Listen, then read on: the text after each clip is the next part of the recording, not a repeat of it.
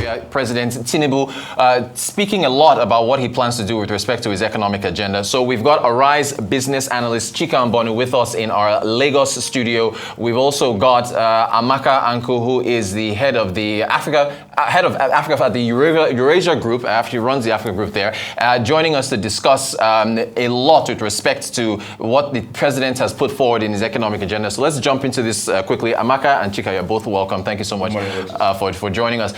GDP growth, 6% is what the president is targeting at a minimum. Amaka, let me start with you. What do you make of that target?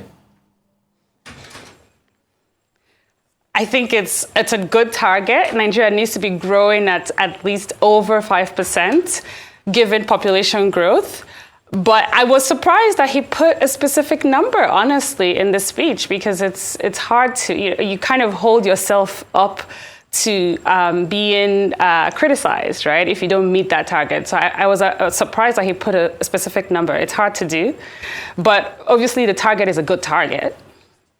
Chika, what do you make of the target, the growth target there? Interestingly, we spoke about GDP Q1 2023 report, I think 2 or 3 days ago here. And we talked about the issues that can assist or limit the GDP growth. And we talked about the limitations of GDP. As Amaka has said, the truth is this, that we know that any GDP growth that is below the population growth gives us a negative GDP per capita, which means like you're driving your car backwards, just to illustrate to our viewers. But Amaka, 6% is okay. Let him have something to aim at. The bundle of initiatives that he has stipulated that he's going to implement, if they are done diligently as we request, and on timely basis, and without fear or favor, we believe that the needle for GDP will at least move up. It may not achieve the 6%, but we believe that at least anything above 4% is above population growth for the country is desirable for us. All right, I want to get to fuel subsidies, what everybody's been talking about. The president just declaring yesterday fuel subsidies are gone, and also a response from the NNPC. Let's first start with what the president said yesterday.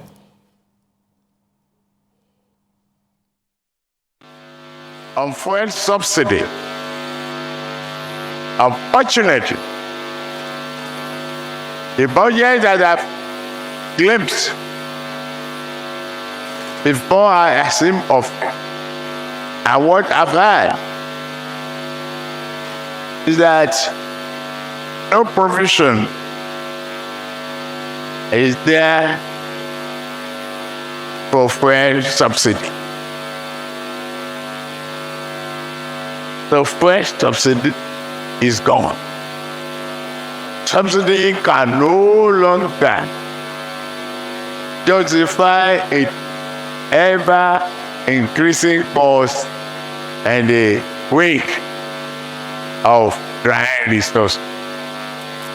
We shall instead channel whatever to fund to better investment and public infrastructure, education, healthcare, and jobs that will materially through life for people. All right, let's now hear from the head of the NNPC, Melek Kyari, with respect to the fuel subsidies and supply. We welcome the decision of Mr. President to announce that subsidy on PMS is over. And this has really been a major challenge for NNPC's continued operation. We have been funding the subsidy from the cash flow of the NNPC since government is unable to defray the cost of subsidy that is due to the corporation. And we believe that this will free resources for the NNPC to continue to do the great works that this company will do for our country. And it allows us to continue to function as a very commercial entity. And we welcome this development. Secondly, we would like to assure Nigerians that we have sufficient supply of petroleum products, particularly petroleum motor spirit, in our country. And there is no reason to panic. We understand people will be scared of potential changes to price of petrol. But that is not enough for people to rush to fuel stations to buy more than what they need. but we are also assured that, we are watching all the distribution networks and support facility. We believe that normalcy will be restored very soon. We're also calling on all the marketing companies, especially the big ones, the Moman, Dapman, Independent, Ipman, to please continue opening up their petrol stations, and there should not be any hoarding, because the regulator also is going to look after that to ensure that the public are taken care of. So I'm encouraging all the marketing companies to please continue their activities, ensure that there's flow of petroleum products, so that there won't be any energy crisis in the country. And we are also, as regulators, going to be watching also the activities of these marketing companies to ensure that they are not hoarding in order to take advantage of the consumers. Okay, now I suspect we're going to spend a bit of time here with Amaka and Chika on this. I personally filmed a video on the driving yesterday after the president's speech, and I think this was at near the Palms Mall. And there was a queue there already lining up, and people have already said that they're seeing queues left and right. Okay, so there it is, and this is a line that was snaking around the mall from a fuel station there. And also want to read a couple tweets from Seun Onigbinde, who is the head of budget. He says, you can't, and this is something that Chika has actually said a number of times, you can't remove fuel subsidy without offering to reduce the waste in government. You can't be living large while citizens bear the higher cost of living. You are the leader, you show example and earn trust. And then he also said further that as far as the subsidy is concerned, it has to be done with tact, and that you have to address food inflation. You've also got to address palliatives. That was in his second tweet that he put out there. Yeah, they say subsidy removal must happen, but it requires tact. You have to figure out how to handle food inflation, provide alternative means of transport, and ramp up social investment under a well-structured social investment program. Amaka, what do you make of all this? Okay, first, let me just say that the president didn't say anything new yesterday, right? The finance minister has been saying for months that there's no budget for subsidy after June. Like, we've heard that before. Fashola was just saying a month ago that in his view, there's no subsidy because there's no policy basis for subsidy anymore, right? So I think, just to be clear, it's interesting that it's been covered as if he announced subsidy removal, when really what he said was there's no budget for it, so it is gone. Of course, the way he said it could have been better. And, typically, if this was happening in a place that is used to smooth communication, there would have been talking points sent to different people in government so that everybody would be saying the same thing and is clear on message. That's not happening. And that's I think, typical of the Nigerian government in general, but he hasn't really said anything new. Now, to the point that Seun was making about you have to address food inflation, you have to address, I think all of that is true, but we just need to be, I'm one of those people who, I try to be pragmatic about these things, right? If you wait for the perfect moment, you will never remove subsidy. We've been saying, people like me and Seun have been saying that the government needs to remove subsidy. So when they remove subsidy, let's not backtrack. It's a good thing that they're moving forward with implementing something that everybody has agreed for a while there's no budget for past June, right? So let's not say we have to wait for this perfect moment where inflation is low and that's not, you can't achieve that overnight, right? So I think the question now, in my view, is what is the timeline? What is the plan for social measures, right? I think I'm looking to the government now to announce where are we going to see additional social spending? Is there going to be cash transfers to the poor? There's a loan from the World Bank to do that. Where should we expect investment spending in infrastructure when there is money saved from the subsidy? Because to be fair, you remember when you remove subsidy, there's no money immediately, right? Like it's a savings that will accrue over time, right? So I think they just need to communicate clearly what the plan is from here. But let's not imagine that we should wait for some perfect moment where inflation is low and all this stuff is happening before we should do it, before we can do it. Thank you, Amaka. Chika, your take, please. These are interesting times. You know, I like. They say social media doesn't forgive. I mean, my line has been inundated with the president's speech in 2012. Some of you remember when he was a key participant in the Occupy Nigeria initiative. When President Goodluck Jonathan even did a personal letter to Goodluck Jonathan and thought about betraying Nigerians. So it's interesting that it is the responsibility for implementing this fuel subsidy removal has fallen on his laps. But that's how government works. The comment he made about no subsidy, he's not the first person to make it. Before May 29th, I listened to former Governor Fashola, the Minister for Works, and in an interview that he did with a television station, and he said, listen, there's no subsidy, and there's a law of the land that says there's no subsidy, and the law, there's no provision for it unless that law is amended, unless the citizens go back and tell the legislatures go back and then amend the law to provide funding for subsidy. So the subsidy has actually been removed, legally from our country's books. No provision for it. Now, as Amaka has said, the issue again, I thought this government will do better, was that in communicating that no subsidy, the basket of initiatives or supporting policies to it will come out immediately. Now, for example, so many people have missed their work this morning coming to work because a lot of the filling stations who are selling fuel at still the old price had snake line queues on them because people want to buy, hoping that the price will be moved up to the 400 or whatever it is. And so the basket of policies that follow this, is what's important. We have spoken so much about this. We need to remove it. Let's just let it go. And then the government will back it up with initiatives that will flow with time. As I said before, it's the sincerity of commitment, sincerity of implementation of these initiatives, this joint sacrifice that will achieve a buy-in for the larger citizens of the country. But just keeping quiet now after announcing yesterday, but today people are going to go around, filling stations have all the queues, it's not working. I think the government immediately should step out and even though the ministers are not been appointed, they should step out immediately and then give the concurrent initiatives that will support this removal. Great stuff. Let's talk about monetary policy. There was I want to get the interpretation of the both of you on the president's part of his inauguration speech where he said, monetary policy needs thorough house cleaning.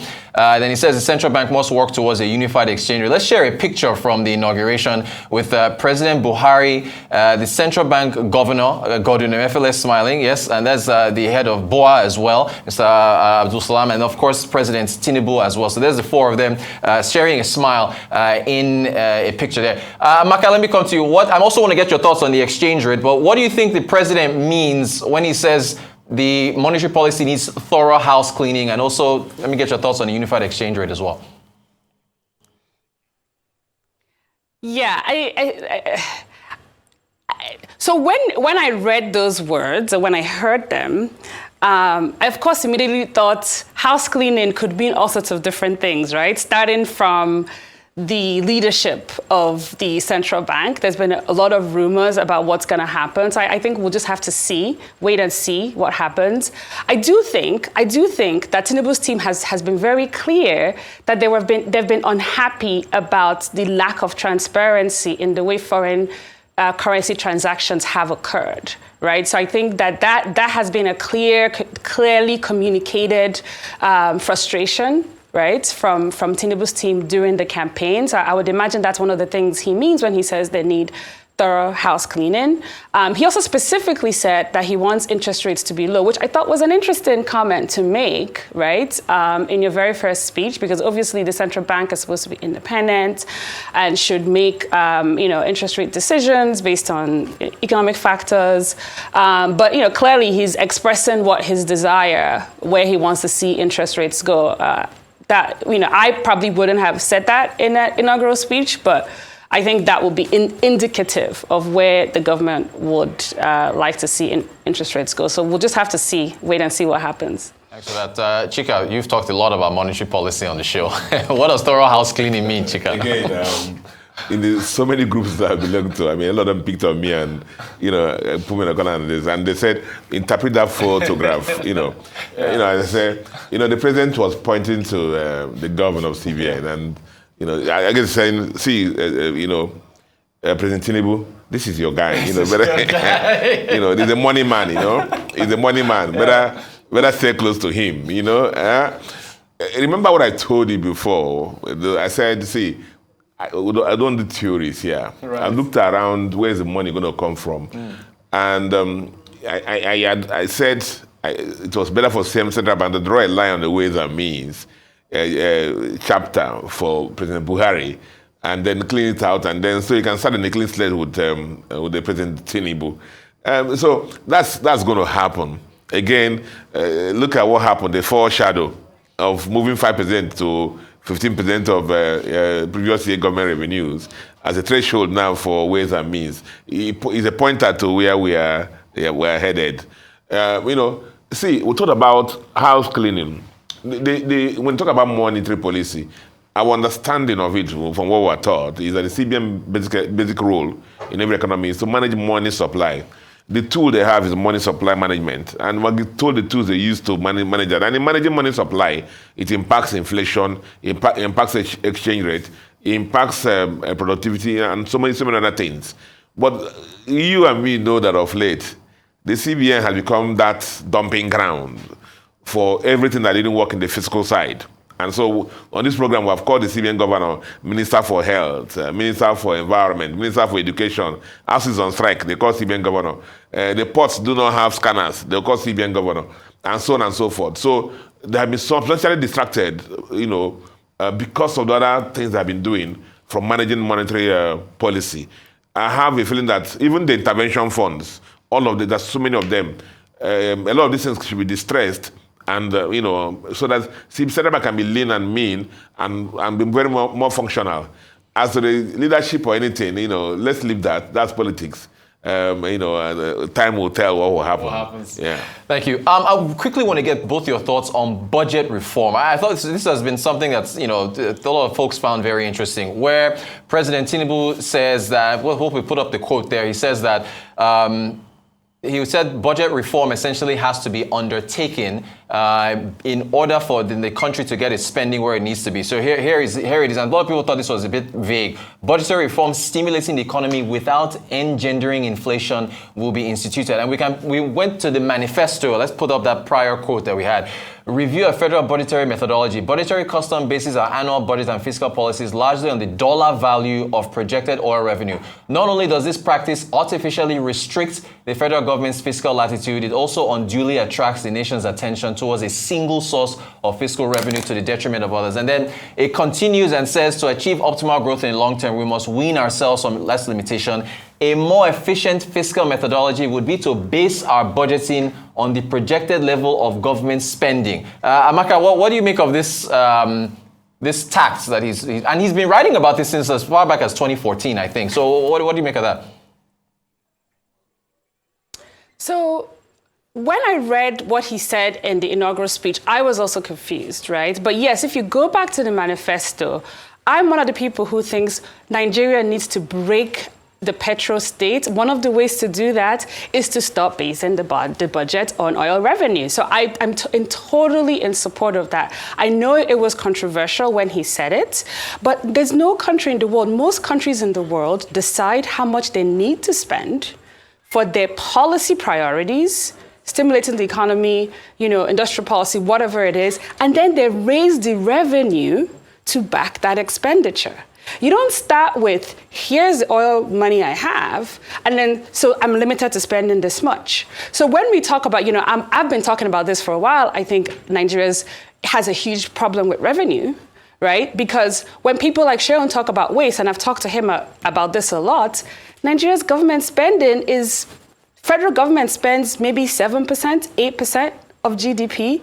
That is one of the lowest in the world. We're only comparable to Afghanistan, Somalia, right? So people can talk about waste, but the reality is if you cut all of government spending, if you cut all the salaries to NAS, there's still not enough money to do anything. So if you theoretically remove all the waste, we're still not spending enough. We need to spend more and better, which means we need to raise more revenue. So I'm in total support of basing a budget on what the government needs to be spending to stimulate the economy, and then working really hard to raise the revenue required to execute that budget. That's absolutely how most normal countries in the world work, and how Nigeria should be working. Running out of time. Maybe I want to follow up on inflation, but Chika, please, your thoughts. What do you make of this budgetary reform? Basically, what is something is saying, we want to achieve the GDP growth of this rate.